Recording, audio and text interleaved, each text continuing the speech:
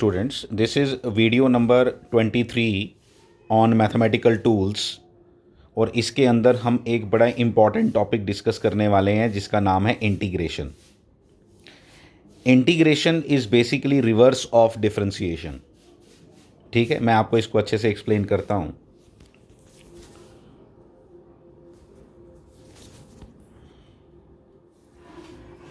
जैसे हमें मालूम है, जब अगर मैं इस तरह से लिखूं, देखो पहली बात ये कि मुझे बोला गया इंटीग्रेट। पहले थोड़ी सी चीज़ें ना आपको सीखनी पड़ेंगी। हाँ, इंटीग्रेट, जैसे डिफरेंशिएट लिखते थे ना, ऐसे इंटीग्रेट लिखा गया है 1 साइन एक्स।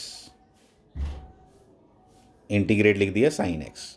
अब इसको, ये इंटीग्रेट तो इंग्लिश वर्ड है ना, अब इसको मैथमेटिकल लैंग्वेज में कैसे लिखेंगे? इसको साइन एक्स कैसे इंटीग्रेट करना है, ये ऐसे लिखेंगे। देखना, इंटीग्रेशन का ये साइन है, ठीक है।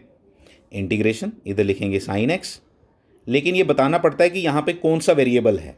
तो वेरिएबल यहाँ पे इंटीग्रेट ऐसे लिखा होता है विद रिस्पेक्ट टू एक्स, ऐसे ही डिफरेंशिएट भी विद रिस्पेक्ट टू एक्स होता है, ठीक है। तो इंटीग्रेट साइन एक्स, ऐसे ये साइन डाला और इधर लिखा डी एक्स। तो ये डी एक्स क्या बता रहा है कि किसके रिस्पेक्ट में इसको इंटीग्रेट करना है, ठीक है, किसके रिस्पेक्ट में इसको इंटीग्रेट करना है। अभी फॉर द टाइम बिंग आप इतना समझ लो कि अगर मुझे जिसको मुझे इंटीग्रेट करना है ना, वो इन दोनों के बीच में होगा, इन दोनों के यहां पे लिखा होगा। तो किसको इंटीग्रेट करना है? साइन एक्स को, तो वो साइन एक्स इधर लिखूंगा।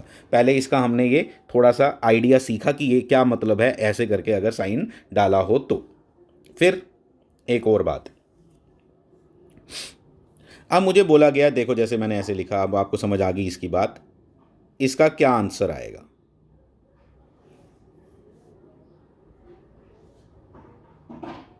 इसका क्या आंसर आएगा? तो मुझे सोचना पड़ेगा कि साइन एक्स किसका डेरिवेटिव है। किसका डेरिवेटिव है साइन एक्स? साइन एक्स किसका डेरिवेटिव है? तो साइन एक्स डेरिवेटिव है माइनस कॉस एक्स का। किसका? माइनस कॉस एक्स का। आप बोलोगे कैसे सर? मैं बताता हूं। क्या आपको नहीं मालूम कि d by d x of cos x equal to minus sine x होता है? तो इसका मतलब क्या हुआ कि माइनस साइन एक्स, अगर माइनस कॉस एक्स होता तो उसका डेरिवेटिव क्या होता? Plus sine x. तो इसलिए उल्टा पूछा गया अगर कि बताओ साइन एक्स की इंटीग्रेशन करो, तो साइन एक्स की इंटीग्रेशन करो का क्या मतलब हुआ? साइन एक्स की इंटीग्रेशन करो का मतलब हुआ बताओ साइन एक्स किसकी डिफरेंशिएशन होती है। साइन एक्स किसकी डिफरेंशिएशन है? तो साइन एक्स किसकी डिफरेंशिएशन है? माइनस कॉस एक्स की, ठीक है। एक बात और, मतलब इसका मतलब सारा का सारा इंटीग्रेशन का कॉन्सेप्ट किसके साथ लाई कर रहा है? डिफरेंशिएशन के साथ। अब मैं एक और बात आपको बताऊंगा। इसी तरह से मैं अगर आपको लिख के देता हूं कि d by d x of x square plus 10 क्या आएगा?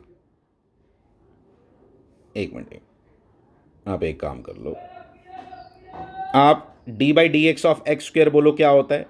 2x। तो मैं बोलूंगा आज के बाद की इंटीग्रेशन ऑफ 2x क्या होगा? X square.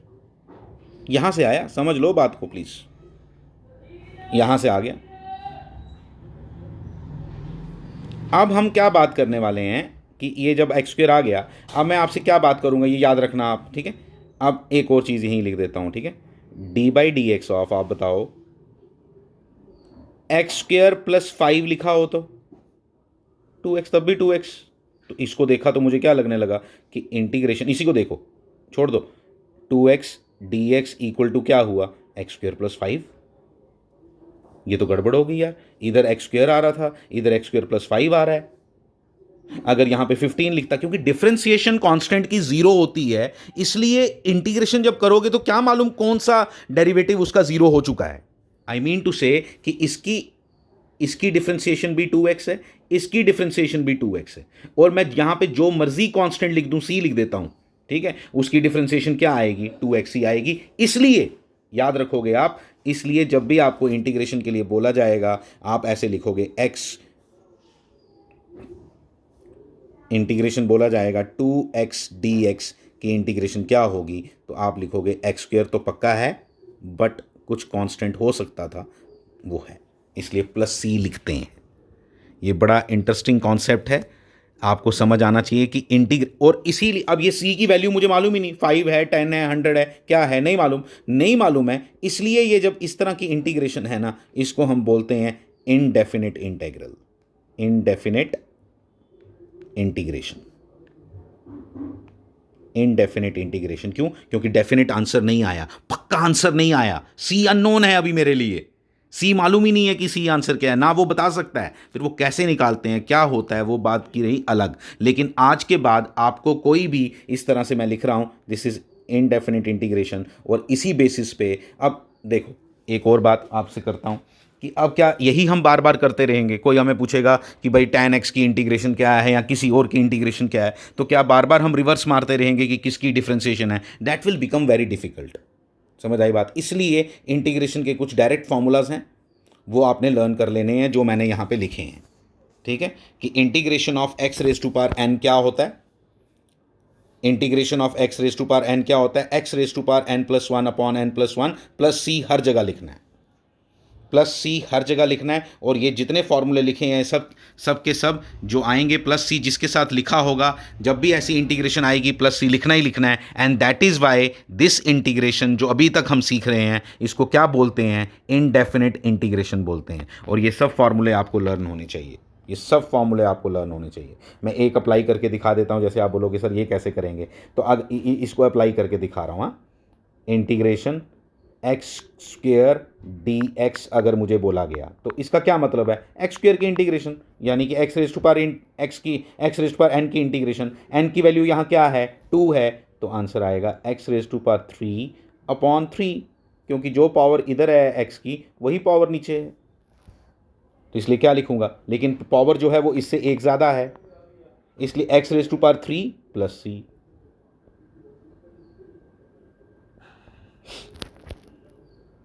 तो प्लस सी तो डालना ही डालना है। प्लस सी को अभी मतलब अगर आप बोलो ना कि मुझे नहीं पता चला सर सी कैसे आया, तो आप तो पहले सी डालना सीख लो कि भाई सी डालना ही डालना है मुझे। ठीक है, सी का मैंने रीज़न लेकिन आपको क्लियर कट बताया कि सी हम क्यों लिखते हैं।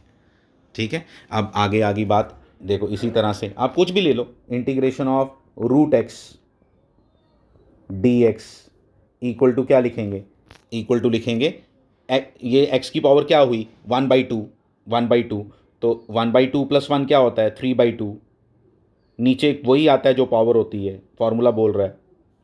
ठीक है, प्लस सी, खत्म खत्म खत्म। यस, अगर इसको आगे थोड़ा सॉल्व करना था ऐसे लिख दो, 2x raise to power 3/2 upon 3 plus c, that's it. ये इसकी कहानी है, ऐसे सारे फार्मूला लिखे हुए हैं। वही जैसे e raise to power x की डिफ्रेंसिएशन क्या होती थी? E raise to power x, तो e raise to power x की इंटीग्रेशन क्या होगी? E raise to power x plus c. उसी तरह से साइन एक्स की याद रख लो। अब आप सोचो भी मत ये कि डिफ्रेंसिएशन के उल्टा करके मैं करूंगा। ठीक है, आप सीधा सीधा याद रखो, इंटीग्रेशन के ये फार्मूले हैं, डिफ्रेंसिएशन के वो फार्मूले हैं। इंटीग्रेशन पढ़ने के बाद कन्फ्यूजन हो जाती है थोड़ी सी, लेकिन आपने उसको ख़त्म करने की कोशिश करनी है। एक और बहुत इंपॉर्टेंट फार्मूला है, ज़रा ध्यान देना, ये 1/x dx, 1/x dx, 1/x जब आएगा ना, तो नॉर्मली हम जब डिफ्रेंसिएशन करते थे 1/x की, तो हम बोलते थे ये x की पावर 1 होगी, -1 होगी, तो फिर इस पे फॉर्मूला लगाते थे n वाला, जो डिफ्रेंसिएशन का फॉर्मूला था n वाला, पावर वाला। लेकिन इंटीग्रेशन के केस में देखो, मैं आपको बताता हूं, अगर ऐसे आ जाए, ठीक है, तो इस पे x raise to power n plus 1 upon n plus 1 वाला फॉर्मूला नहीं लगाना, सिर्फ इसमें बस याद रख लेना, बाकी हर जगह लगाओ बट इसमें नहीं लगाना, 1/x में नहीं लगाना। यहाँ पे इसको नहीं लिखना है ऐसे x raise to power -1 dx, फिर मैं बोलूँ n इक्वल टू, यहाँ पे -1 है, फिर मैं +1 करूँ, क्योंकि इसका डिनोमिनेटर ही 0 हो जाएगा उससे। ठीक है, ऊपर से ये कहाँ से आया आपने कोई टेंशन नहीं लेनी। आपको मालूम है कि log x की डिफ्रेंसिएशन 1/x होती है, इसलिए 1/x की इंटीग्रेशन क्या होती है? log x। 1/x की इंटीग्रेशन क्या होती है? log x, क्योंकि log x की डिफ्रेंसिएशन 1/x होती है, इसलिए 1/x की इंटीग्रेशन जो है वो log x है। तो ये सब हमने कर लिया। अब हम क्या करेंगे, अब आपने ध्यान देना है इन छोटी छोटी बातों पे। ये सब चीज़ें, ये डिफ्रेंशिएशन का उल्टा है। टैन की डिफ्रेंशिएशन क्या होती थी, सीकेंट स्क्वायर, इसलिए सीकेंट स्क्वायर की इंटीग्रेशन क्या है, टैन। इस तरह से जो डिफ्रेंशिएशन के फॉर्मूले हैं वो सब यहाँ पे बन जाते हैं। हम जब इस पर प्रैक्टिस करेंगे आपको और ज़्यादा क्लैरिटी आ जाएगी, आपको घबराने की कोई ज़रूरत नहीं है। मैंने इंट्रोडक्शन वीडियो बनाया है ये, लेकिन इस पर प्रैक्टिस करके ही ये सब चीज़ें आती हैं, ठीक है। तो इस तरह से मैं एक चीज़ और आपको थोड़ी सी बता देता हूँ इस वीडियो के अंदर। इंटीग्रेशन अगर लिखी गई है, मान लो ऐसे मैं यहाँ कर देता हूँ, ठीक है। अगर मान लो आपको बोली गई है integration 2x² plus 3√x plus 5/x को ब्रैकेट में रखेंगे ऐसे, और dx, इन तीनों की इंटीग्रेशन करो।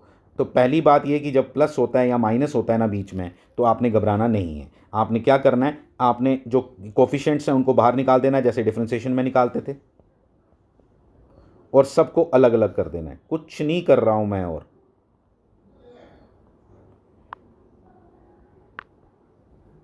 ध्यान देना है इन बातों पे। ये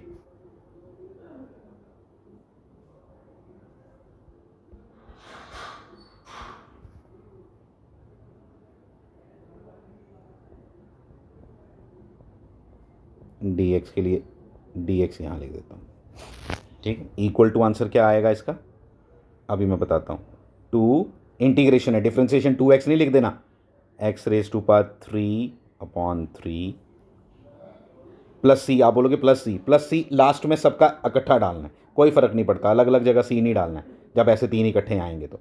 plus 3x⁻²/3/2 plus 5 log x, इस पे नहीं लगा देना वो वाला फॉर्मूला, 1/x की इंटीग्रेशन याद रखो, log x याद रख लेना है, और प्लस सी, ये सबका कॉमन सी, ये सबका। आप बोल सकते हो इसमें C1 था, इसमें C2 था, इसमें C3 था, ना C1 पता, ना C2 पता, ना C3 पता, तो समझ लो ये C जो है वो उन तीनों का सम है, ठीक है। तो इस तरह से आपने लास्ट में C लिख देना है। This is a way to do integration. हम कुछ प्रैक्टिस करेंगे क्लासेस के अंदर, फिर आपको क्लियर हो जाएगा। Thank you.